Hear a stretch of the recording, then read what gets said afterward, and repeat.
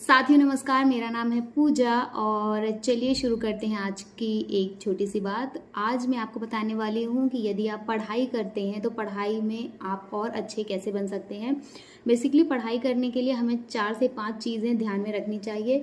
सामान्य तौर पर हमें बहुत सारा एक साथ नहीं पढ़ना चाहिए, जैसे कि मैं 2 बार JRF हूँ, 1 बार नेट क्वालिफाई हूँ और अभी मैं PhD में इनरोल भी हूँ सेंट्रल यूनिवर्सिटी में। तो मुझसे लोग पूछते हैं कि आप कैसे पढ़ती हैं, तो मैं बहुत सारा एक साथ नहीं पढ़ती। मेरा जब मन करता है और जितना मन करता है मैं उतना ही पढ़ती हूँ। तो आप भी ये ध्यान रखें कि आपका जितना मन करे, जिसमें आपका पूरा मन लगता हो, आप वही पढ़ें। सबसे पहली बात तो ये है।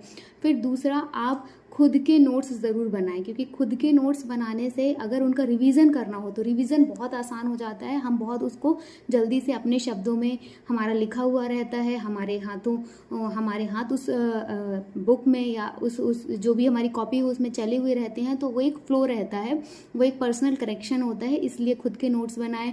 तीसरी चीज़ है कि बहुत लंबे समय तक एक साथ ना पढ़ें, छोटा छोटा ब्रेक लेके पढ़ें और टाइम डिसाइड कर लें, जैसे कि सुबह आपको क्या पढ़ना है और शाम को क्या पढ़ना है। जैसे जो भी टफ सब्जेक्ट है, जब आप सुबह उठते हैं तो वो माइंड फ्रेश होता है, हमारा मॉर्निंग वाइब्स होती हैं, तो उस समय थोड़ा सा ध्यान या योगा वगैरह करके जो टफ सब्जेक्ट है उसको सुबह पढ़ें, और जो बहुत ज़्यादा ऐसे इजी सब्जेक्ट है तो उसको आप शाम के लिए रखें, क्योंकि शाम का टाइम ऐसा होता है ना, इवनिंग टाइम, उस पर हमारा पढ़ने का मन नहीं करता। हम या तो स्क्रॉल करते हैं मोबाइल, या रील्स चलाते हैं, शॉर्ट्स देखते हैं, या उसके अलावा हम कुछ नहीं करते हैं, तो दोस्तों के साथ घूमना फिरना, गपशप, इन सब चीज़ों में अपना टाइम वेस्ट करते हैं। तो उस चीज़ को बहुत अच्छे से ध्यान में रखें कि वो वहाँ वाला टाइम बचना चाहिए।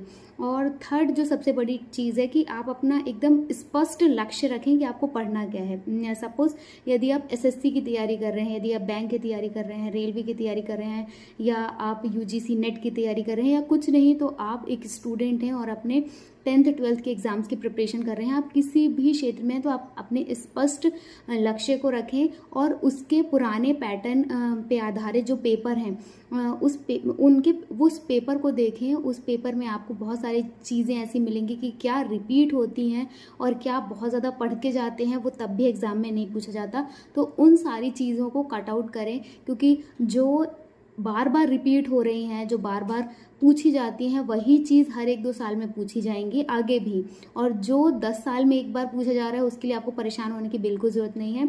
और सबसे बड़ी चीज़ ये होती है ना, रिवीजन, कि आप जितना भी पढ़ रहे हैं उन सब चीज़ का रिवीजन ज़रूर करते जाएं। तो ये कुछ बहुत छोटे छोटे बहुत बेसिक से टिप्स थे जो मैंने सोचा कि मैं भी काम करते करते आपके साथ शेयर कर दूं। तो यदि आपको पसंद आया हो तो लाइक